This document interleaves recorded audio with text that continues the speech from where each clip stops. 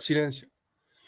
Muy buenas tardes a todos, queridos amigos. Saludamos a nuestros 104.900 suscriptores y los recibimos con un mapa muy particular. El espacio pan-ibérico o de la iberofonía. ¿Cuántas veces hemos hablado de aquella España y Portugal unidas que estuvimos con a partir de Felipe II? De eso vamos a hablar en un minuto con Álvaro Durantes en nuestro programa de siempre. Vamos con la apertura del programa.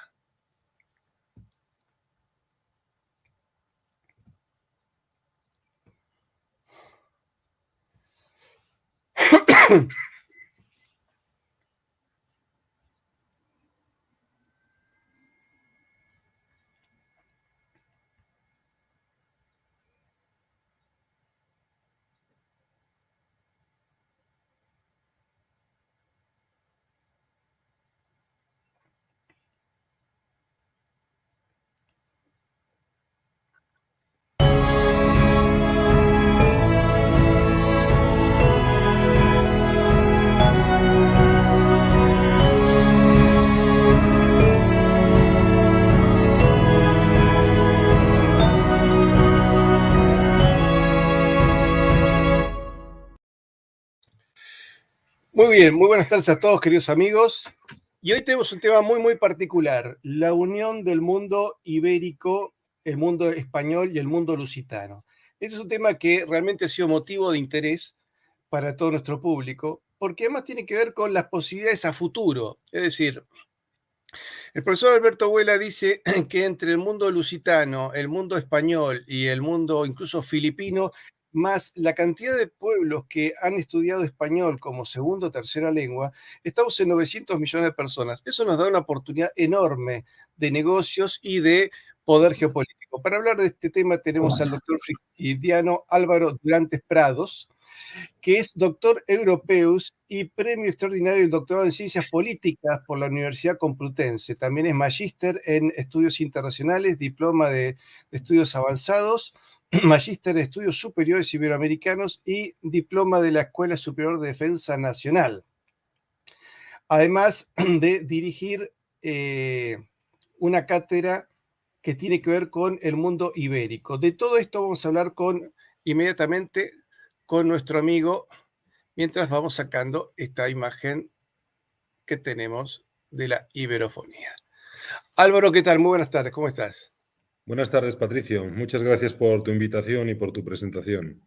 Álvaro, estaba viendo tu currículum, es gigantesco. Yo estaba viendo, esto es casi imposible.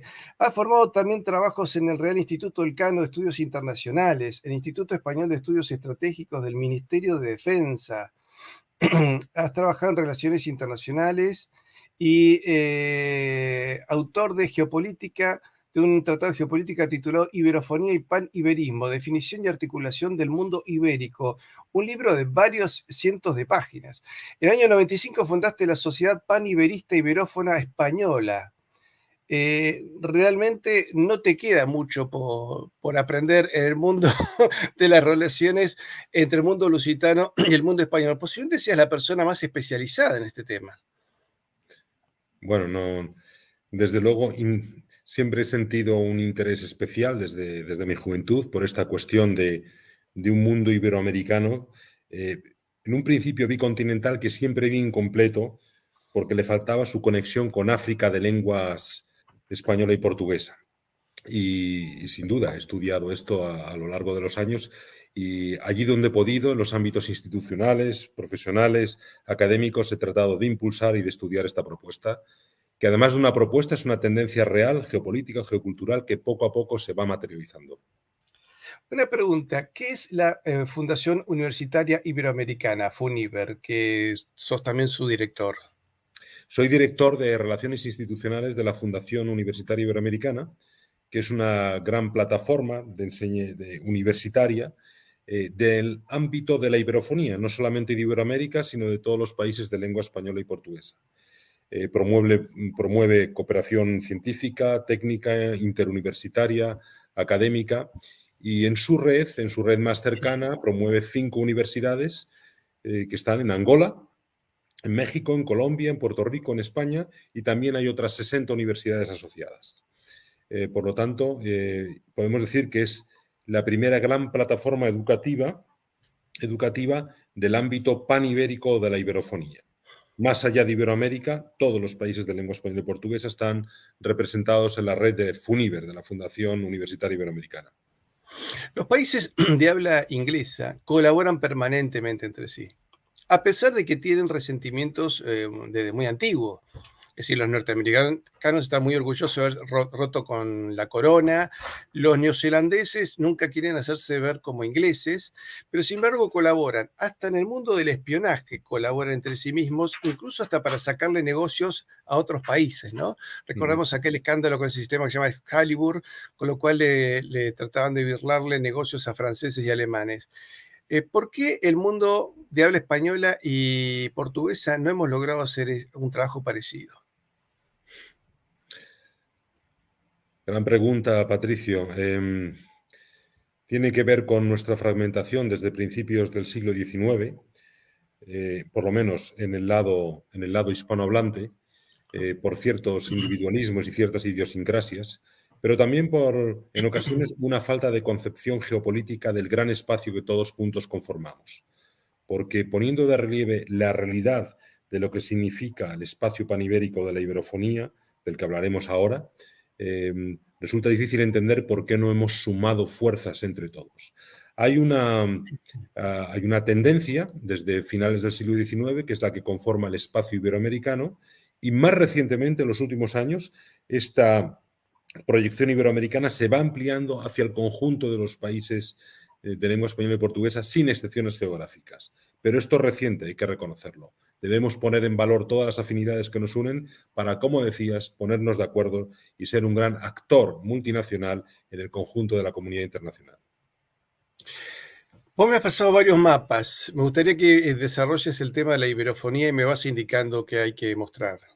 Sí, yo creo que lo más importante, Patricio, si te parece, es poner el mapa del espacio panibérico de la iberofonía y lo comentamos en unos momentos. A ver, ¿es este? Comunidad No, Iberoamericana. el anterior, vamos a ver alguno anterior, el de la presentación. Este Este. mismo, ¿no? Bien, bueno, no sé, fíjense que este es un mapa extractado de un libro nuestro que preparamos y que publicamos en 2018. Realmente ya las cifras no son de 800 millones, sino según el autor que has citado, pero según instituciones como el Instituto Cervantes y el Instituto Camões, que muy recientemente han señalado que la suma de hispanohablantes y lusófonos alcanza y supera los 850 millones de personas. Pongo este dato porque solamente en 2018 hablábamos de 800 millones, hoy estamos en 850 millones de personas en el mundo. ¿No se cuenta el mundo filipino? Iremos a él. Hay países casi todos nuestros países tienen el español y el portugués, casi todos, como lengua materna, otros la tienen como lengua oficial, pero no materna al 100%, y hay algunos lugares de este amplio espectro panibérico donde hay lenguas afines con una gran influencia ibérica, española, portuguesa. Este es el caso de Filipinas, también las antiguas Marianas, con la lengua chabacana, etcétera, o el pueblo sefardí de lo que podríamos hablar. Pero sí me gustaría hacer hincapié primero en cuál es el fundamento sustantivo, identitario y lingüístico de todo este gran espacio. La fundamentación está en la gran afinidad entre el español y el portugués, que son las dos únicas grandes lenguas internacionales, grandes en términos cuantitativos, habladas cada una de ellas por más de 100 millones de personas. Naturalmente, todas lenguas son grandes en su dignidad, pero hablo de dimensión, las únicas dos grandes lenguas internacionales que son al mismo tiempo y en líneas generales recíprocamente comprensibles. Esto solamente ocurre entre el español y el portugués. No ocurre entre grandes lenguas internacionales latinas como el francés o el italiano, que no se entienden entre ellas. No ocurre entre lenguas germánicas como el inglés y el alemán, pero sí ocurre entre el español y el portugués. Y la diferencia, esta suma real, fáctica, es fundamental, porque cuando muchas veces se habla de los 500 millones de hispanohablantes, en realidad tenemos que decir, no somos 500 millones de hispanohablantes solo, somos 850 millones de iberohablantes, de iberoparlantes o iberófonos, lo que da una ampliación sustantiva, tanto desde la lusofonía como desde la hispanidad, a este gran espacio de lengua, cultura y civilización que es intercontinental.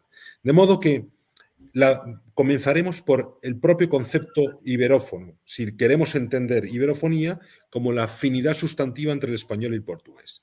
¿Qué hace que... Aclaremos que estamos hablando del 11% de la población mundial. Sí, sí, sí. Y en términos geoterritoriales, geopolíticos, espaciales, prácticamente de la quinta parte de la superficie del mundo. ¿Y Pero unos 30 estados más o menos? sí, una treintena de estados, porque ahí veremos que hay estados donde no es oficial, pero hay una presencia sustantiva del idioma español, por ejemplo, los Estados Unidos, o donde hay una afinidad, o donde quedan todavía también espacios de gran afinidad y de identidad lingüística con el mundo hispánico, como en el norte de Marruecos, ¿no?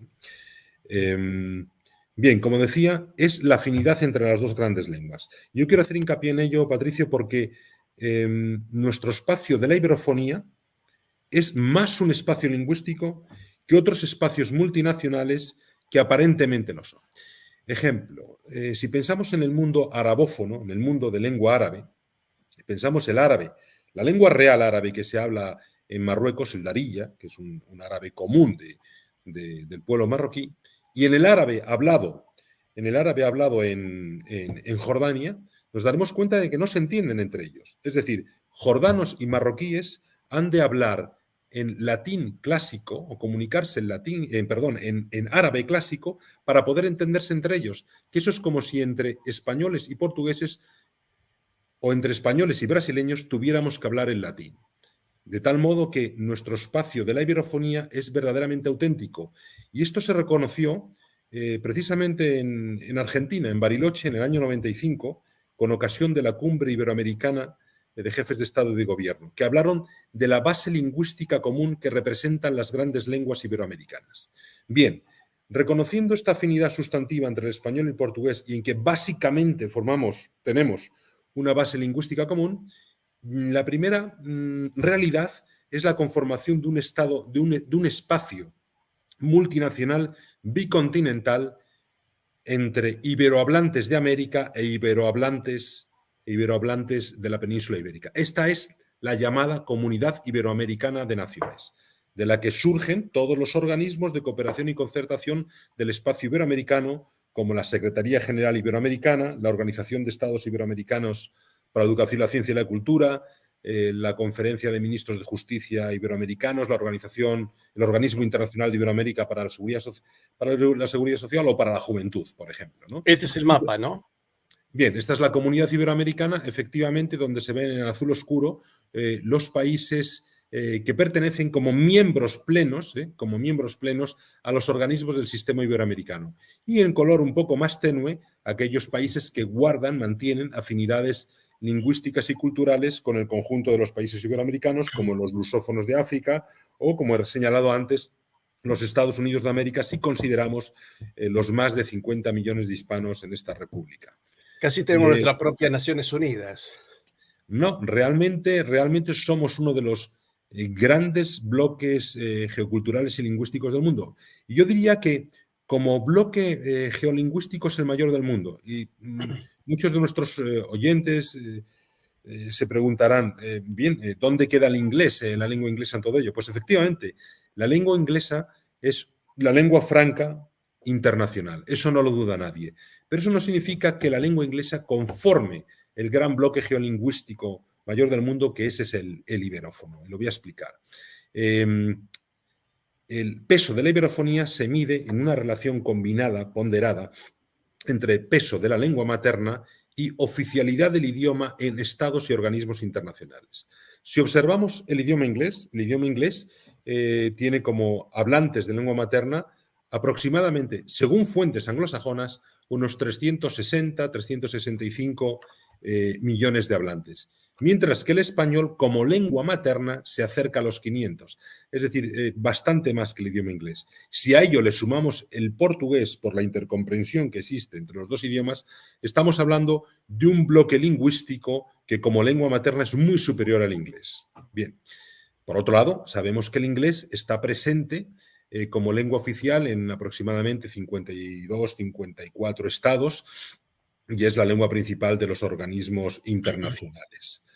Pero el español y portugués combinados no quedan lejos, ya que son lengua oficial o materna de cerca de una treintena de países, ¿no? Entre 30 y 50 está. Si nos vamos al chino mandarín, tenemos noticia de que es lengua materna de aproximadamente 950 millones de personas. Bien, como lengua materna no está muy lejos de la suma del español y el portugués, que son 850 millones. Por el contrario, el chino no sobrepasa las fronteras de la República Popular China. Por eso, de este modo, en esta interpretación de una combinación ponderada entre el peso de la lengua materna y la oficialidad y la presencia internacional de los idiomas, el bloque iberohablante, el bloque iberófono, es el primer bloque geolingüístico del mundo. Es interesante esa comparación que haces porque en el caso de China, creo que ellos tienen 138 dialectos. Entonces, como decir, el mandarín es de una parte, pero además queda circunscripto nada más que a su país, ¿no es cierto? Hablando chino mandarín uno no puede caminar por ninguna parte del mundo. En cambio, nosotros nos entendemos bien, es decir, un angoleño puede venir a estudiar a la Argentina y termina entendiéndose.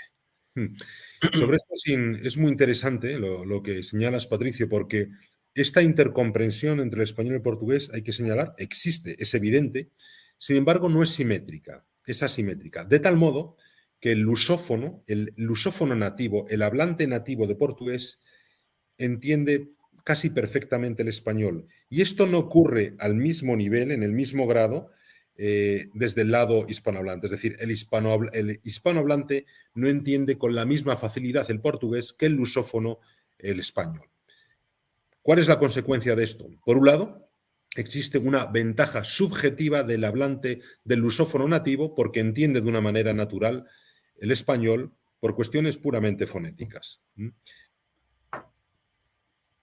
Pero por otro lado, existe una ventaja objetiva para la lengua española, ya que es el idioma ibérico que se entiende de manera automática en todo el espacio de la iberofonía. Se entiende de México a Mozambique, de Brasil a España, de Angola a Chile. Mientras que el portugués es de más difícil comprensión en los países de lengua española, pero igualmente la relación de intercomprensión existe. ¿Crees que muestre lo que son las fronteras de la lengua portuguesa? Muy bien, podemos ver la imagen de la Comunidad de Países de Lengua Portuguesa. Este es el imperio portugués. Esta es una representación diacrónica en el sentido de a lo largo del tiempo, de lo que ha sido de Portugal o de lo que fue de Portugal, incluyendo reclamaciones formales y sustantivas, como las que vemos en África, en algún periodo de la historia. Es decir, lo que vemos en la imagen no ha pertenecido en un momento determinado de la historia a un imperio portugués, sino que han sido zonas de control, de soberanía, de jurisdicción, de reclamación formal sustantiva en algún momento de la historia. Así, tenemos el control representado en las costas de Asia con el color azul, que fue principalmente durante unos decenios en el siglo XVI y parte del XVII. Tenemos el gran bloque brasileño, que es principalmente el imperio portugués en el siglo XVIII, incluyendo, como verán, a principios del siglo XIX, Uruguay. Y tenemos los grandes bloques continentales en África Austral de Angola y Mozambique, que son particularmente presencia portuguesa en el siglo XX. Es decir, aquí tenemos varios, entre comillas, imperios portugueses, los del siglo XVI, XVII, el del siglo XVIII y el del siglo XIX. En esta imagen esta es la comunidad de países, ¿no?, de lengua portuguesa. Y esta es la comunidad de países de lengua portuguesa. Casi, Patricio, convendría precisar lo que es el concepto de una comunidad postimperial, ¿no?, tal como lo hemos definido nosotros en nuestros estudios, para ver este tipo de traspolaciones desde un antiguo imperio ultramarino a una comunidad llamada postimperial. Existen en el mundo unas pocas, muy pocas, 6 o 7 grandes espacios geoculturales, lingüísticos, lo que llamaríamos comunidades culturales y lingüísticas multinacionales, que en sus contornos geográficos, en sus elementos axiológicos o de valores, en su lengua, en su cultura, en una serie de elementos, incluyendo en algunos casos sus vínculos jurídicos, proceden claramente, por decirlo así, de un modo genealógico, de la existencia pretérita de un imperio ultramarino, un imperio intercontinental, ¿no? Esto es lo que llamamos comunidades postimperiales. Claramente, la comunidad de países de lengua portuguesa es una comunidad postimperial que procede de la combinación de los antiguos imperios portugueses a lo largo de la historia. Hoy día se presenta como lo que es una comunidad de afinidades lingüísticas, identitarias en varios continentes, en Europa, en América, en África y en Asia, con Timor Oriental, orientada a la concertación y la cooperación. Y digo esto importante, concertación y cooperación, porque luego seguramente que hablaremos de qué podemos hacer los iberohablantes juntos, ¿no? Y es que realmente las comunidades así conformadas, las comunidades postimperiales, lo que tienen en común son elementos normalmente identitarios, de tal modo que las identidades determinan los intereses y a partir de los intereses se identifican los objetivos. De este modo, en el caso que tenemos presente en este mapa, países como, vamos a ver, Cabo Verde o Portugal y Mozambique realmente están en espacios geopolíticos y geoeconómicos muy diferentes. Esto no, por eso mismo, no pueden aspirar, probablemente no es realista, a una integración sustantiva, política o económica como si se percibe en la propia Unión Europea o Portugal como sus socios europeos. Sin embargo, Portugal y Mozambique tienen muchas cosas que hacer juntos en el ámbito de la cultura, en el ámbito de los Timor, derechos humanos, de la perdón, lengua, Timor etc. Oriental también forma parte. Timor Oriental es parte de la comunidad de países de lengua portuguesa, pero bueno, orientándonos un poco, Patricio, a nuestro espacio de la iberofonía, que es una combinación, es una suma realmente de la comunidad iberoamericana de naciones y la comunidad de países de lengua portuguesa, podemos ver ahí los procesos de convergencia que hay entre países lusófonos hispanohablantes de todos los continentes y podemos hablar de ello. Como es tanto Lula como Bolsonaro han tenido una política de acercamiento a la hispanidad. Y en la época de Lula creo que se empezó a trabajar en el acercamiento de las lenguas. Sí, Y Bolsonaro quiere una Hispanoamérica poderosa que sea digamos, un aliado poderoso de Brasil. No están dados los interlocutores políticos válidos, ¿no? No es la época que Tulio Vargas, Perón y Baña del Campo, que sí planearon eso en serio, hacer el ABC Argentina, Brasil, Chile. Lamentablemente eso no se ve, pero sí vemos que hay una intención política positiva por parte de Brasil. Realmente el papel de Brasil en este contexto es fundamental, ¿no? En todo un gran espacio panibérico de la iberofonía que beneficia a todos los países porque les proporciona mayor influencia, influencia en el mundo y visibilidad, que se promueve una cooperación horizontal y triangular entre países de diferentes continentes y lo que no has avanzado tú un poco al principio, es el gran espacio que puede hacer contrapeso al hegemonismo absoluto, utilicemos esa palabra, del mundo anglosajón en términos culturales, lingüísticos y económicos, es muy importante señalar que todos los países del bloque de la iberofonía tienen un papel en este contexto. Pero el papel de Brasil es especialmente relevante e importante, como has mencionado. Porque Brasil, como decía Gilberto Freire, el gran sociólogo brasileño, es un país doblemente hispánico en el sentido ibérico, por su formación portuguesa y por su formación española. Es un país que está en ese punto de encuentro, ese cónclave entre la América estrictamente hispánica y el África lusófona. Es un país de conformación doble portuguesa y española por muchas razones, no solamente por el periodo histórico que has mencionado anteriormente de los reyes Felipe II, Felipe III y Felipe IV, sino por la cercanía intrínseca de Brasil a todos los países hispanoamericanos, particularmente a los de América del Sur. Y también por su forma de hablar el portugués, que es una forma mucho más abierta y cercana, más parecida al español.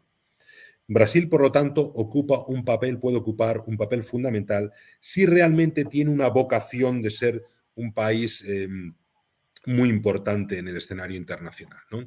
Si Brasil se restringe a un área de su cultura nada más, podrá perder la potencialidad que le da el ascendente y el ser un punto de encuentro entre el conjunto de países de lengua española y países de lengua portuguesa. Y en este sentido, hay que resaltar que durante un tiempo Brasil ha impulsado el español. Con Lula, has mencionado a Luis Ignacio Lula da Silva, en tiempos en el que el idioma español era de enseñanza, su oferta en la enseñanza secundaria y luego primaria fue obligatoria. Esto con el presidente Temer cayó en una situación un poco más complicada y actualmente continúa así. Pero la realidad es que el acercamiento de Brasil cultural hacia el resto de los países iberoamericanos es sustantivo, es real.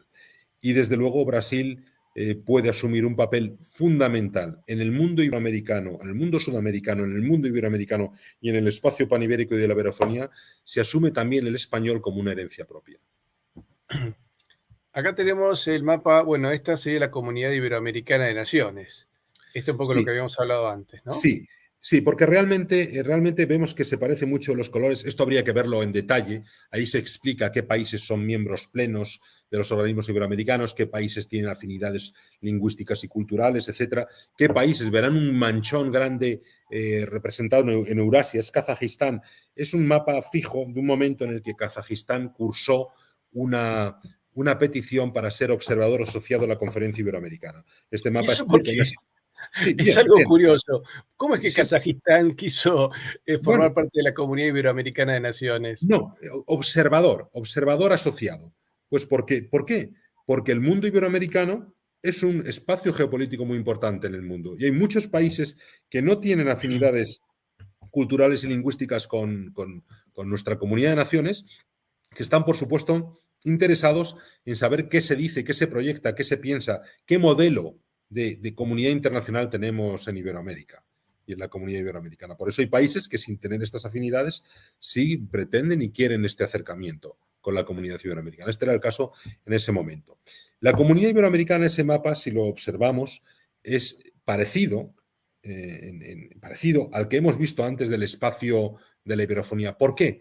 Porque el espacio de la iberofonía en su conformación fáctica institucional, es decir, cuando nos referimos a cómo realizar, cómo convertirlo en una realidad política institucional, esto pasa por las instituciones, esto pasa por los organismos internacionales. De tal modo que si queremos conformar este espacio de un modo real institucional, una de las vías es precisamente la ampliación de la comunidad iberoamericana de naciones.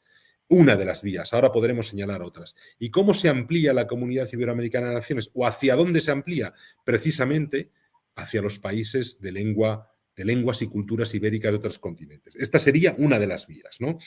Otra de las vías es una asociación, una colaboración sustantiva entre la comunidad de países de lengua portuguesa y la comunidad iberoamericana. Actualmente, esta aproximación y esta cooperación se viene dando de tal modo que la CPLP, o Comunidad de Países de Lengua Portuguesa, hoy es organismo observador en la Organización de Estados Iberoamericanos para la Educación, la Ciencia y la Cultura. Y viceversa, la Organización Iberoamericana es observadora en la CPLP. Pero es que además, Patricio, estamos viendo en los últimos años cómo hay un acercamiento en una doble dirección. Estamos viendo desde 2014 cómo los países lusófonos de África, los países de expresión portuguesa, expresión oficial portuguesa de África, que es como suelen ser denominados, se vinculan a través de sus ministerios de Cultura, Educación y Ciencia como observadores colaboradores en la Organización de Estados Iberoamericanos. Es decir, un acercamiento de países de lengua portuguesa hacia el conjunto de lengua española o hacia el conjunto iberoamericano. Pero coetáneamente hemos visto cómo países como en este mapa se puede ver en color claro o azul claro, Argentina, Chile y Uruguay, hoy día también España, se han vinculado a la comunidad de países de lengua portuguesa también con la categoría de observador asociado. Es decir, hay un doble movimiento de países lusófonos hacia países hispanohablantes y de países hispanohablantes hacia países lusófonos. Una doble membresía, como está ocurriendo y como he señalado entre la Secretaría General Iberoamericana, perdón, entre la Organización de Estados Iberoamericanos y la Comunidad de Países de Lengua Portuguesa. También, en un nivel superior, en la Secretaría General Iberoamericana, ya existe, ya está abierto un expediente para vincular a la SEGIP, Secretaría General Iberoamericana, como organismo observador de la CPLP y viceversa. Es decir, la institucionalidad se está acercando a nivel oficial, pero de una manera desapercibida. Y quiero resaltar que este proceso, en términos la geopolítica, va despacio en la vida, ¿no? En la vida histórica de las naciones. Sin embargo, todo esto está ocurriendo en pocos años, desde el año 2014. Y ha habido un hito fundamental que ha ocurrido hace solamente 7 u 8 meses. El pasado 7 de octubre tuvo lugar el primer acto panibérico oficial de la historia. Fue un acto importante, ahora lo explicaré cuál fue, pero pasó desapercibido en tanto que primer acto oficial de la historia de ámbito panibérico de la iberofonía. Y allí se encontraron las delegaciones del más alto nivel de justicia, ministros de justicia y altos representantes de estos ministerios de países desde Bolivia a Timor Oriental, desde Angola a Argentina, desde España a Portugal, desde México a Mozambique. Algo extraordinario. Y esto tuvo lugar en otro lugar fantástico, luego lo podremos ver en el mapa, que fue justamente en el archipiélago canario, que es ese punto de encuentro entre Iberoamérica, Iberoáfrica y la península ibérica, en medio de la Macaronesia. La Macaronesia es el trapecio de archipiélagos iberohablantes del Atlántico centro, que son Azores, Madeira, Canarias y Cabo Verde. Pues bien, justo en el punto central entre nuestros continentes, entre nuestros espacios, tuvo lugar de una manera casi intuitiva el primer acto oficial panibérico de la historia, con los representantes de todos los países de lenguas española y portuguesa de los diferentes continentes de Asia, América, de África, Europa, y presidido precisamente por el rey de España, don Felipe. A ver si nos sirve, tal vez, bueno, no, este es el imperio de la monarquía hispánica. Esta es una representación del imperio de la monarquía hispánica con el periodo de incorporación de Portugal a la monarquía católica o hispánica entre 1580 y 1640-1668 con el reconocimiento de la independencia. Aquí se ven los mares también coloreados, considerando que existía la doctrina del mare clausum y que el mare clausum pertenecía a España, a la corona de Castilla y a Portugal desde las bulas de 1493 y posteriormente refrendado por el Tratado de Tordesillas de 1494. Por eso ese imperio hispánico era un imperio territorial y marítimo, pero marítimo desde el sentido máximo de la jurisdicción sobre los mares. Es algo diferente a los demás imperios que ha habido en la historia. Acá tenemos una idea, ¿no? De lo que era el mare clausum del Imperio Español de Felipe II, III y IV, tomando lo que es el hemisferio de Portugal, el de Castilla, y la otra parte de Portugal. Realmente estamos hablando de un poder geopolítico enorme que, bueno, lamentablemente no lo hemos podido mantener, pero estamos en esto, en la idea de recuperar. Y este imperio hispánico, ¿cuál sería la diferencia con el otro? Esta es una representación diacrónica. Se refiere a todos los territorios que, como decíamos antes en el caso de la representación que has mostrado de Portugal, de los imperios portugueses, estos son los territorios que en algún momento de la historia han pertenecido en su jurisdicción, en su soberanía formal o en su soberanía sustantiva a España o a la corona de España, ¿no? Entonces vemos las tomas de posesión, aquí veremos, por ejemplo, las tomas de posesión en Alaska y en Canadá noroccidental, donde hubo actos de dominio, primero Tordesillas, pero segundo, en el siglo XVIII, hubo multitud de actos de dominio y tomas de posesión formales, es decir, actos de derecho absolutamente legítimos y legales que proclamaron esas tierras, esas costas y parte de su interior como tierras de la corona de España.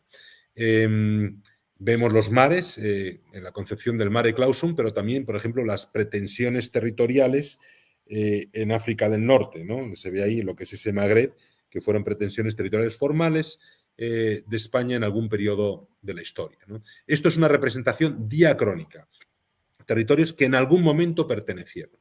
Reconozcamos también ahí en lo que vos decís de que es Alaska y Canadá, ha llegado a haber incluso encuentros, choques militares entre el ejército español y el ejército ruso.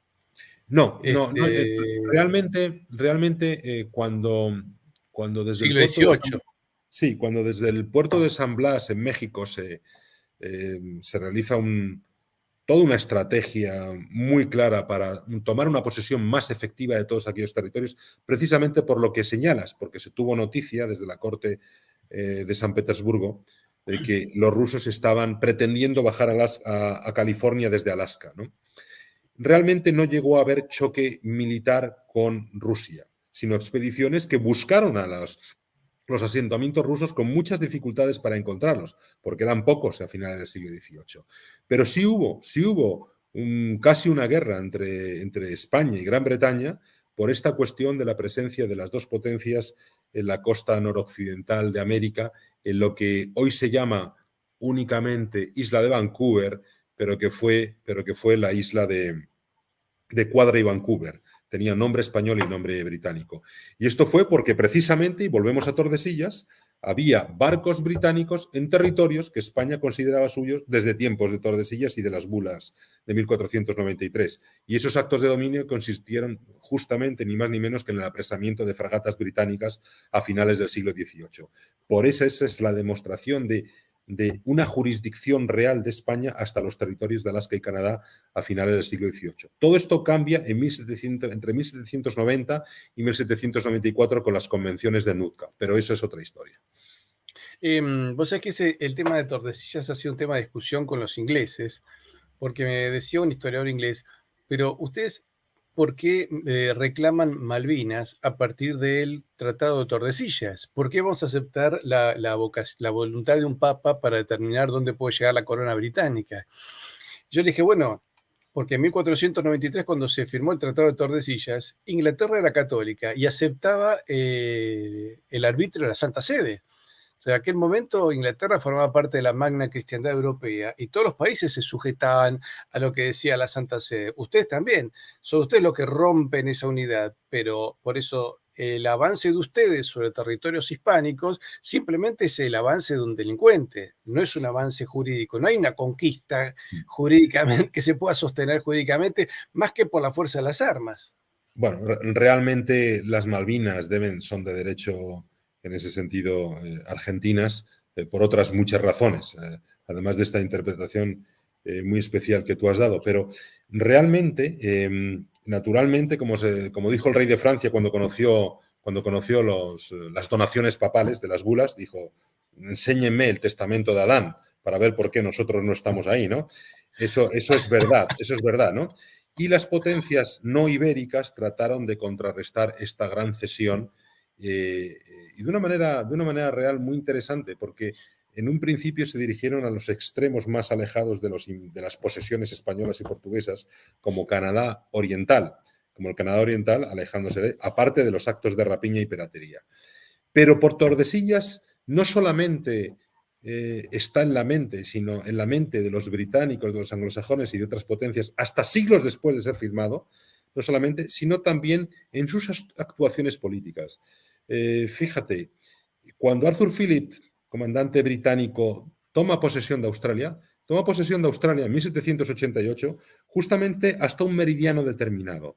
Bien, descubrimos que ese meridiano es el antemeridiano de Tordesillas, de tal modo que Gran Bretaña estaba tomando posesión de Australia considerándose heredera de España en el territorio australiano oriental, mientras que el resto sería Nueva Holanda, y Holanda sería la potencia que heredaría a Portugal en el otro lado de Australia. Bien, ese meridiano y esa frontera reconocida en aquel momento de aquella manera con la toma de posesión británica que llega hasta el antemeridiano de Tordesillas, existe hoy todavía, Patricio, y es la línea, el límite fronterizo que separa Australia Occidental del resto del país. Es decir, Australia, Tordesillas estaba presente en los británicos hasta finales del siglo XVIII. Había un reconocimiento tácito de que Tordesillas existía, de tal modo que sabían que de alguna manera estaban entrando en territorio español. Estamos ya en el siglo XVIII. En el siglo XVIII, entonces, sabían que podían arriesgarse. Tanto se arriesgaron precisamente que en Nootka fueron apresadas las fragatas británicas. En Nootka, en Canadá. ¿Cómo ves esto en África? Porque veo que los habitantes de Guinea Ecuatorial, ellos defienden muchísimo su condición española, hasta incluso lamentan el haber dejado de pertenecer al Reino de España. Y por otra parte vemos que en Dakar hay un instituto Cervantes, ahí en Senegal, que es muy importante, y hay algunos africanos hispanistas que han hecho trabajos muy importantes en la investigación, por ejemplo, del arte y de la música y de la literatura y las influencias que ha tenido África en Canarias y en el Caribe español.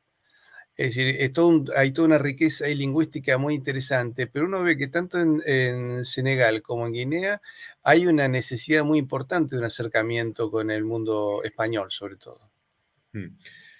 Caso de Guinea Ecuatorial es especial y el caso de África Occidental es diferente, pero también, no solamente en Senegal, sino en Costa de Marfil, hay cientos de miles de estudiantes de español. Hay un interés impresionante por la cultura española, probablemente porque ven eh, una cultura, una civilización, la hispánica, la iberoamericana, con unas características de posibilidad de acercamiento a los pueblos africanos particularmente idóneas. Pero en el caso de Guinea Ecuatorial, es aún más sustantivo, porque con el tamaño de Guinea Ecuatorial, muy recientemente en Madrid estuvo hablando un representante diplomático ecuatoguineano sobre esta cuestión, ¿no? Reconociendo cómo hoy día se habla más español en Guinea Ecuatorial que antes, pero efectivamente, Guinea Ecuatorial tiene una geopolítica singular. Guinea Ecuatorial es el único país de lengua oficial española en África y también ha oficializado como segundas lenguas el francés y el portugués. Más que nada por intereses geoestratégicos, ya que técnicamente nadie habla francés más que como una segunda lengua aprendida y casi nadie habla portugués. Pero siendo el portugués una lengua tan semejante al español, la oficialización formal del idioma portugués por Guinea Ecuatorial en 2010 le ha dado la coartada, la razón, el elemento para poder incorporarse a la comunidad de países de lengua portuguesa como Estado miembro pleno. De tal modo que hoy la comunidad de países de lengua portuguesa está conformada por los países de lengua oficial portuguesa que hablan portugués, más Guinea Ecuatorial. Y Guinea Ecuatorial, no es difícil darse cuenta de ello, ha podido entrar en este espacio de concertación y de cooperación porque entiende perfectamente el portugués a partir de su hispanofonía. Efectivamente, Guinea Ecuatorial también ha tenido una diplomacia muy activa en defensa de la lengua española, algo que hay que subrayar y agradecer, y ha conseguido lo ha conseguido también, hay que decirlo, con el apoyo de la diplomacia española, que el español sea lengua oficial y de trabajo de la Unión Africana y de la Comunidad de Estados de África Occidental. O sea, démonos cuenta de que el español está también en África en general, en un ámbito multilateral, gracias a la República de Guinea Ecuatorial, con solamente sus 25.000 kilómetros cuadrados y 1.500.000 habitantes. Que recordemos que el primer gobernador de Guinea Ecuatorial zarpó del puerto de Maldonado, provincia de Montevideo en aquel momento, Virreinato del Río de la Plata, el conde de Argelejos. Y desde aquí, desde estas tierras, zarparon para unir esas tierras a la monarquía católica hispánica. Vos me mandaste otros mapas muy interesantes, dos sobre la latinidad y Unión Latina, otro el idioma español y otro sobre territorios holandeses. ¿Por dónde quieres desarrollar? Por donde quieras, Patricio. ¿Cómo figuran los holandeses en este juego? ¿Es simplemente una conversión que has Sí, si mandado? quieres, ponlos un momento si eres tan amable. Sí, Aquí tenemos, pon el anterior, si te el parece. de territorios. Eso Estos es, ¿no? territorios coloniales holandeses, Bien, sí. antes había hablado de cómo existen en el mundo varias comunidades que hemos denominado postimperiales, que reciben sus contornos geográficos, elementos identitarios, culturales, lingüísticos, incluso legales, de la existencia o por la existencia pretérita de un antiguo imperio ultramarino. Bien, este formato funciona incluso con países que han tenido muy poca presencia en el mundo. Presencia territorial, presencia sustantiva, cultural, fuerte, ¿no? Entonces vemos aquí que estos son los territorios coloniales holandeses en esa representación diacrónica, es decir, donde algún día, en algún sitio, estuvieron los holandeses. Indonesia es una posición holandesa, particularmente en los siglos XIX y XX, pero vemos que, por ejemplo, en el sur de África, los holandeses fueron desplazados por los británicos a principios del siglo XIX, y aquí está señalado. O las costas de Brasil, de donde fueron precisamente los holandeses expulsados por armadas conjuntas hispánicas en el periodo de la incorporación de Portugal, ¿no? Esto es muy interesante, o Surinam. Esto es una representación diacrónica. Lo vemos extendido en el tiempo, en el espacio y en la historia. Si ahora vamos al siguiente mapa, Patricio, el de la comunidad de países o la unión de países de lengua holandesa, neerlandófona, Nederlandse Taal-Unie, vemos que están señalados en azul oscuro países y territorios como Surinam, como los Países Bajos, como Flandes en Bélgica, que conforman ese pequeño espacio multinacional de lengua neerlandesa. Pero también en un color más claro vemos señalados Sudáfrica e Indonesia, que hasta un punto estuvieron vinculados al poder talasocrático imperial holandés. Sin embargo, están en un color más claro porque no son miembros plenos de Nederlandse Taalunie, sino que tienen unos acuerdos especiales de cooperación. Es decir, el formato comunidad postimperial, antiguo imperio ultramarino, funciona incluso con poderes coloniales tan limitados como fue en su momento el de los Países Bajos. El Esto era... africano. Sí, perdón, sí, sí. sí, sí. No, el afrikaans, efectivamente, por el afrikaans, que es una lengua evidentemente derivada del holandés, ¿no? Con muchas influencias del francés, del inglés, ¿no? Y luego me ibas a mencionar otros dos mapas, que son Sí, la latinidad y y la la Unión Unión Latina. Latina. ¿Cuál comenzamos? La latinidad. Esto es muy Acá está. interesante.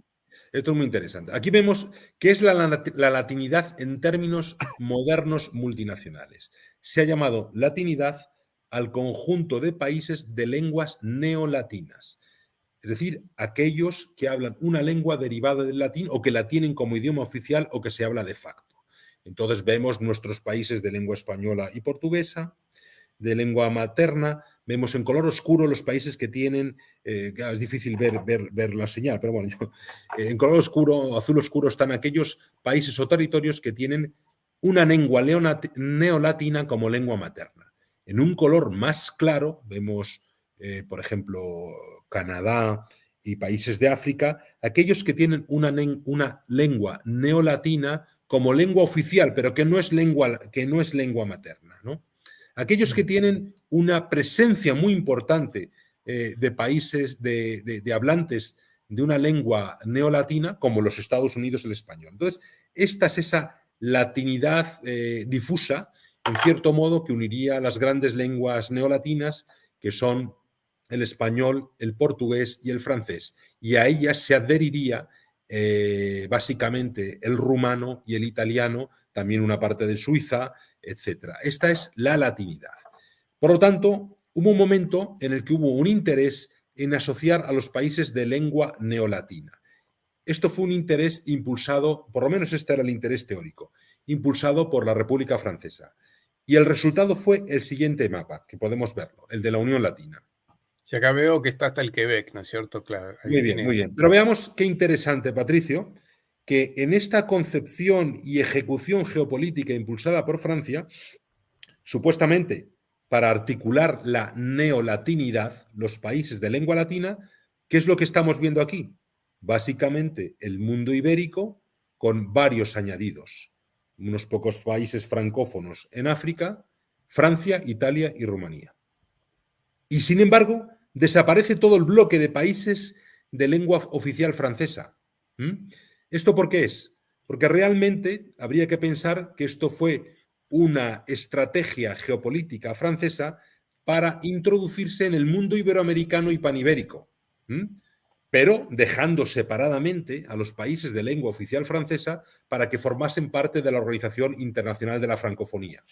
Se ve un poco cómo es la estrategia, ¿no? Es decir, este mapa de la Unión Latina se parece mucho más al espacio panibérico que a la latinidad. Es, en realidad, el espacio de la iberofonía más 4 o 5 países más de lenguas neolatinas como Italia, Francia o Rumanía. ¿Querés que comparemos con lo que es el Imperio Francés y la Francofonía? Vamos muy bien a los imperios franceses y la francofonía. Este es el Imperio Colonial Francés. Esos son los territorios coloniales franceses en algún momento de la historia. Los bloques de Francia en América del Norte, como es sabido, los perdió en la Guerra de los 7 Años en el siglo XVIII. Eso habría sido un espacio ultramarino francés, sobre todo en la segunda mitad del siglo XVII y durante el siglo XVIII. Sin embargo, el gran bloque de África occidental, particularmente África Occidental y un poco de África Central, es el clásico imperio colonial francés en el siglo XIX, pero sobre todo en el XX, con puntos en Madagascar y en el sudeste asiático. Cuando se quiere conformar una organización francófona internacional, que es la diapositiva que podemos ver posteriormente, Patricio, la siguiente, vemos que ya ha cambiado un poco, ¿no? Por un lado, sigue la lógica de una comunidad postimperial porque trata de asociar a los países que un día pertenecieron al imperio colonial francés, pero por otro lado es mucho más ambicioso en una política también, una geopolítica muy dirigida desde Francia, e incorpora otros muchos países que en ningún caso tienen la lengua francesa como lengua general, tal vez como lengua aprendida en la escuela. Entonces ahí vemos países como Bulgaria, Rumanía o Grecia, que no son en absoluto francófonos, que aparecen en azul oscuro como miembros plenos de la Organización Internacional de la Francofonía, lo cual es un sinsentido desde esta perspectiva. ¿Y qué es lo que podemos dilucidar al verlos ahí? Pues que es más un espacio de influencia cultural de Francia y política cultural de Francia que verdaderamente una comunidad sustantivamente francófona. Vean incluso Egipto, un país inmenso árabe, donde se habla árabe y no se habla francés en absoluto, y aparece como miembro pleno. Es decir, estas estrategias yo creo que diluyen la sustantividad de una comunidad geocultural y lingüística verdadera, con identidad verdadera, y la convierte más en un espacio de influencia geopolítica de alguna potencia central. En Yo este mapa... lo que sí le encuentro, Álvaro, como mérito a los franceses, que aún, digamos, forzando las situaciones, porque esto es una francofonía medio agarrada de los pelos, siempre han buscado donde de alguna manera meterse. Por ejemplo, acá vimos a Vietnam, y me acuerdo perfectamente que cuando asumió François Mitterrand por 1981, recordemos que la guerra de Vietnam había terminado 6 años antes, en 1975, y Mitterrand al poco tiempo visita Vietnam para sumarlo a la francofonía y establecer relaciones diplomáticas, comerciales. Es decir, de alguna manera Francia vio que ahí podía aprovechar y meter algo de poder y se metió. Lo cual quiere decir que, siendo algo muy diluido, ¿no? Que en algún Sí, momento se fue la Indochina francesa, pero fueron y se metieron. Y nosotros lamentablemente no hemos tenido la misma política, ¿no? Entre nosotros. bueno. Acá ha trabajado mucho la leyenda negra, que ha impedido muchísimos acercamientos también. Yo lo que creo es que en el caso iberoamericano y en el caso panibérico, nuestra comunidad es real, es sustantiva. Somos pueblos que tenemos afinidades. No tenemos que inventarnos ni pretender crear un espacio inexistente, porque lo que hay entre nosotros es una comunidad de afectos, de valores, asentada en la historia, ¿no? Otras comunidades tal vez son más un proyecto geopolítico de una potencia central, ¿no? Yo no querría que el mundo ibérico o iberohablante se pareciera desde esa perspectiva a otras visiones geopolíticas, ¿no? Creo que nosotros somos algo sustantivo. Pero ahí quiero hacer una diferencia incluso entre el espacio iberoamericano y el espacio de la iberofonía, o el espacio panibérico, el que conforman todos los países de lengua española y portuguesa, porque si es cierto que la comunidad iberoamericana, desde la perspectiva de las comunidades postimperiales, se parece a un imperio hispánico en tiempos del siglo XVII, la verdad es que el espacio de la iberofonía supera los moldes, las definiciones de la comunidad postimperial.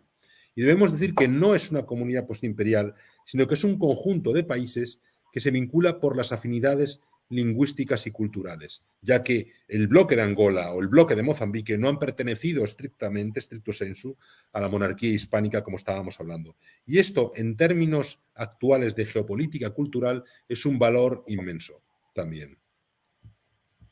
Sí, y además siempre hemos buscado acercamiento de acuerdo con un sentido de respeto mucho más profundo. En cambio, Francia a veces ha impuesto la francofonía en África mandando fuerzas militares hasta hace muy poquitos años.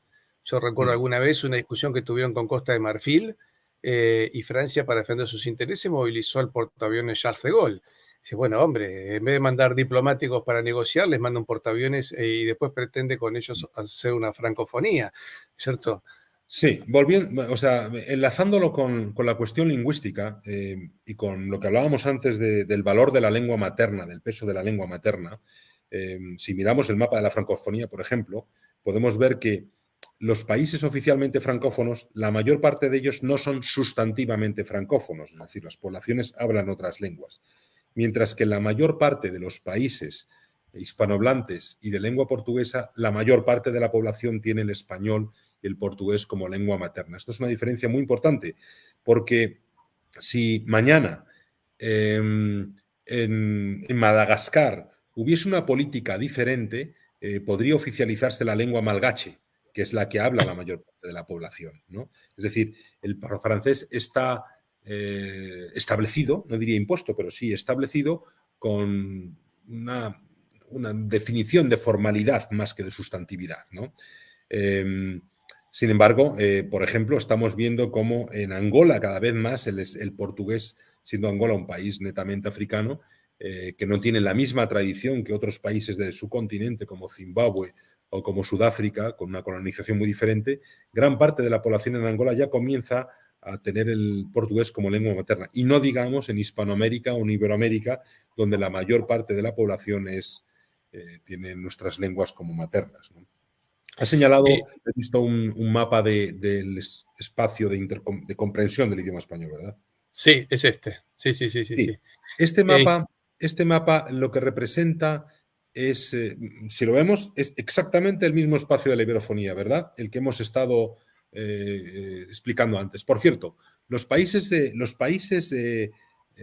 hispanoamericanos coloreados en azul oscuro son los países miembros de la Comunidad Iberoamericana. Los países como Angola y Mozambique, con un color un poco más clara, son los Estados miembros de la Comunidad de Países de Lengua Portuguesa. Y aquellos otros, como vemos, como Brasil, Portugal y Guinea Ecuatorial, podemos hablar de Guinea Ecuatorial, son los países que pertenecen al mismo tiempo como miembros plenos a organismos iberoamericanos y a la Comunidad de Países de Lengua Portuguesa, ¿no? Son esos países de convergencia, Brasil en América y Guinea Ecuatorial en África. Pero este mapa tiene que ver con esa asimetría que existe en la intercomprensión entre el español y el portugués. Como decía antes, este es un secreto a voces, pero a veces hasta lo más simple hay que darlo a conocer muchas veces porque aparece inadvertido, desapercibido. Y es que en el espacio de la iberofonía, gracias a las cualidades fonéticas del español, el español es perfectamente comprendido, como decía antes, de México a Mozambique o de Argentina a Portugal, ¿no? O a Timor Oriental. ¿Qué quiere decir esto? Que en gran medida el espacio de la iberofonía es también el ámbito mundial de comprensión del idioma español. Una pregunta, si pudiéramos fortalecer esta iberofonía, los países como Portugal y España, ¿qué es lo que aportarían? Todos los Digamos, países... es decir, obviamente esto es porque hay gente que está preguntando, ¿no? Dice, bueno, Sudamérica ofrece gran cantidad de recursos naturales y poca población. ¿Cuál sería el aporte del mundo ibérico, es decir, de Portugal y de No, España? yo no quiero ver esta asociación lingüística y cultural multinacional que se está conformando en este momento como un juego de sumas, ¿no? Que gana uno, que gana otro. Todos podemos aportar a esta realidad común, que también es un sueño, pero es una tendencia real porque está ocurriendo, como estoy diciendo. Está ocurriendo tanto en lo oficial como en lo no oficial, ¿no? Evidentemente, me has mencionado alguna persona que ha hablado de Sudamérica, por supuesto, lo que puede aportar, pero también Angola puede aportar mucho y Mozambique. España y Portugal tienen una posición en la historia muy importante en ambos espacios de naciones, ¿no? Y también tiene una posición geoeconómica indudable en todo esto, no cabe duda, no cabe duda. Incluso Andorra, el pequeño tercer estado ibérico, es muy interesante en todo ello, porque es un país que conviene saberlo, es el país más iberohablante del mundo en términos porcentuales. Toda la ¿Cómo es población. eso? Es así, es así. La lengua más hablada es el español, seguida o al mismo tiempo, muy de cerca por la lengua oficial, que es el catalán, por lo tanto, castellano y catalán. Y la tercera lengua es el portugués, por delante del francés, por causa de la migración portuguesa. Es decir, es el país más iberohablante del mundo, siendo el estado más pequeño de toda la comunidad panibérica, de la comunidad iberoamericana. Es, por otro lado, el más iberohablante. El más iberohablante. Y no por casualidad, el Principado de Andorra es miembro de la Comunidad Iberoamericana de Naciones como miembro pleno, por ser un país de la península ibérica, pero también es observador asociado de la Comunidad de Países de Lengua Portuguesa. Y mientras existió o mientras funcionó, porque hemos visto antes la Unión Latina. Bien, la Unión Latina es un organismo que jurídicamente no se ha extinguido, pero su secretaría ha sido suspendida, es decir, no tiene actividad. Pues bien, Andorra es también miembro de la Unión Latina. Es un país interesante y puede hacer unas aportaciones. De hecho, el Principado de Andorra organizó la última cumbre iberoamericana en abril del año pasado. Portugal podría hacer mucho impulsando este acercamiento entre los países de expresión oficial portuguesa de África con los hispanoamericanos. España igualmente, sobre todo España ahora, que desde hace años tiene una visión más africana y presta mayor atención al continente africano con los sucesivos planes África de cooperación y concertación con países africanos. Y no cabe duda que de todos los países africanos, aquellos con mayor afinidad lingüística con España son evidentemente, además de Guinea Ecuatorial, los países de lengua portuguesa, Angola, Mozambique, Guinea-Bissau, Cabo Verde, Santo Tomé y Príncipe. Y aquí quiero decir que este acercamiento no solamente avanza en el ámbito oficial, sino que en el ámbito no oficial, como la propia Fundación Universitaria Iberoamericana, que 2 días antes de aquel primer acto oficial panibérico de la historia que hemos mencionado antes, el 7 de octubre, que tuvo lugar en Tenerife, en Canarias, pues bien, el 5 de octubre, el presidente de la República de Angola inauguró la primera universidad de sentido hispánico e iberoamericano en África, en el centro de Angola, que es la Universidad de Cuanza, del grupo de la Fundación Universitaria Iberoamericana FUNIBER. Es decir, este acercamiento es real y ocurre en todos los ámbitos. Y muy rápidamente, Sí. para los tiempos y los ritmos que tienen los grandes movimientos geopolíticos en la historia. Bueno, además yo creo que tanto Andorra como Portugal y España pueden hacer grandes aportes financieros también. Y por otra parte, se abren todas las relaciones con el mundo europeo, es decir, lo cual no es poco. Claro, Eh, todos pueden aportar. El caso de México, por ejemplo, México, su especialidad, vamos a llamarlo así, sería la proyección hacia América del Norte. México tiene mucho que decir hacia América del Norte y es un gran bastión en ese sentido en los Estados Unidos, ¿no? Por su relación estrecha con los Estados Unidos. Brasil, lo hemos mencionado, Brasil es ese punto de encuentro, pero Brasil, si quiere ser verdaderamente ese jugador global que aspira a ser, tal vez debe apostar mucho más por lo hispánico para poder ser esa confluencia entre lo hispánico y lo lusitánico. Ese sería España y Portugal, tú lo has mencionado, con Andorra, pueden, además de ese peso histórico, puedan hacer esa aportación económica y ese engarce con Europa. Los países de la fachada del Pacífico, con toda el área emergente de Asia-Pacífico. Cada uno tendría su especialidad en todo, y la va a tener en todo este contexto panibérico. Eh, Álvaro, nos quedó todavía por analizar el mundo ruso, la Liga de Estados Árabes. Creo que da para otro programa. Me gustaría contar contigo para que volvamos a tocar estos temas y ver de qué manera puede ser un bloque de países hispánicos un contrapeso global en estos momentos. Perón en su momento hablaba de los continentalismos, decía que el siglo XXI iba a ser el siglo de los continentalismos, y él ya planteaba en más de una oportunidad de que el mundo hispánico debía unirse, tanto el proyecto que tuvo con Ibáñez del Campo, como el acercamiento que tuvo con Bordaberry de Uruguay, o cuando se le volvieron los trofeos de guerra al Paraguay, que era una vergüenza que, digamos, nosotros le hicimos la guerra al Paraguay en el siglo XIX, una guerra llamada de la Triple Alianza, pero también le hicimos de la Triple Infamia, porque fue un acto de injusticia por parte nuestra. Y como característica, había soldados argentinos que se pasaban al ejército paraguayo porque se sentían más identificados con su causa, y no había diferencias de país en aquel momento. Ser paraguayo, ser argentino prácticamente era lo mismo, aunque legalmente éramos estados separados. Realizó aquella carrera Buenos Aires-Caracas, un rally famoso. En fin, había una política que debería haberse continuado. Y creo que, bueno, será cuestión de retomarlo este siglo XXI, donde vemos cómo Estados Unidos ha avanzado mucho sobre la Unión Europea, generando una situación bélica ahí en Europa Oriental. ¿Podríamos ser nosotros realmente el contrapeso a esos grandes poderes, tanto el de China, Rusia como Estados Unidos? Eh, si el derecho internacional encuentra sus raíces en la Escuela de Salamanca y ese universalismo es de base hispánica, debemos ser capaces de articular un sistema de base hispánica en beneficio no solamente de nuestros países, sino de la comunidad internacional en su conjunto.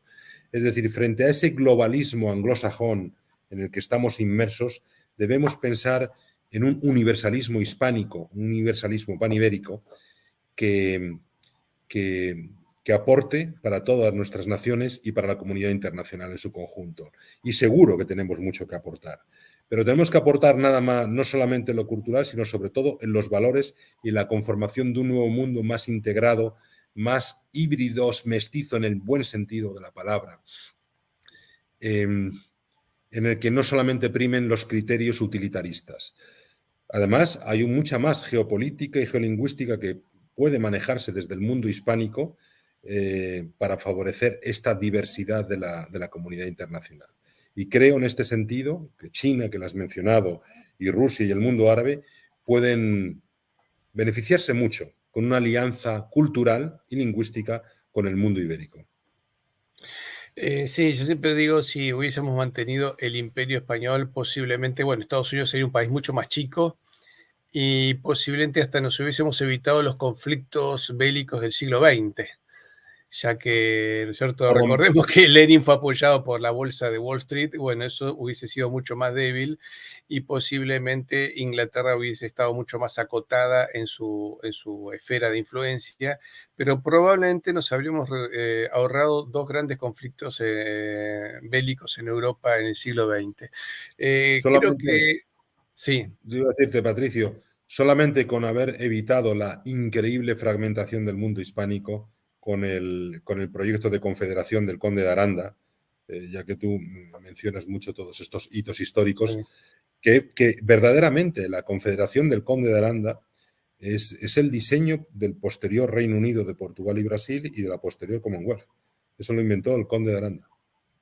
Así No es, se le hizo, sí, cuando no se le vemos hizo. todo lo que es la geopolítica, incluso eh, también Florida Blanca y Galvez, ¿no es cierto? Toda la política que tuvieron para incluso crear el virreinato del Río de la Plata y de esta manera contrarrestar a los nacientes Estados Unidos. En fin, uno ve que en el siglo XVIII España tenía una fuerte geopolítica. Con una visión global muy, muy importante. El apoyo a las 13 colonias para separarse de Inglaterra sabían que era un golpe muy fuerte para el Imperio Británico, no sabían que Inglaterra se iba a recomponer de otra manera, pero veíamos por parte de España e incluso respetando el Tratado de Familia junto con Francia, había una geopolítica muy interesante que nos permitía todavía a principios del siglo XIX ser el imperio más grande y más poderoso del mundo. Todo eso, bueno, se ha desparramado, pero creo que estamos así, desparramados y juntándonos.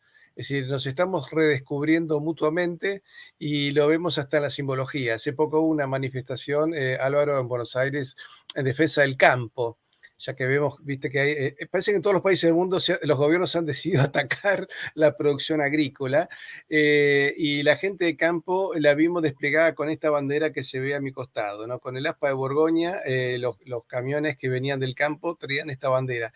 Quiere decir que hay algo que se está despertando y que evidentemente estamos redescubriendo lo que somos. Álvaro, creo que nos quedaron muchas cosas para decir. ¿Te gustaría que te hagamos otro programa? Mucho gusto, Patricio, en colaborar contigo y con toda tu acción de divulgación tan extraordinaria en favor del mundo hispánico y de todos los países de nuestra comunidad hermana de naciones de lengua española y portuguesa. Álvaro, Enhorabuena por todo lo que haces. te agradezco muchísimo y en el próximo vamos a tratar de ver cómo el poder hispánico es un contrapeso también a los otros poderes que nos has mostrado, ¿no? Tanto que del mundo ruso, el mundo árabe, hay muchísimo todavía para desarrollar. Te agradezco muchísimo y creo que a todo nuestro público le ha quedado muy claro que somos 850 millones de personas que si trabajamos juntos somos el 11% de la población mundial en la mayor cantidad de estados. Si nos ponemos a trabajar juntos podemos realmente ser un poder, si no dominante, por lo menos lo suficiente como para ser respetados en el siglo XXI, donde vemos que las grandes potencias están jugando sucio, duro y mal. Bueno, nosotros podemos jugar limpio en beneficio nuestro y en beneficio de la humanidad. Álvaro, te mando un fuerte abrazo. Muchas gracias y muchas gracias a todos. Hasta pronto.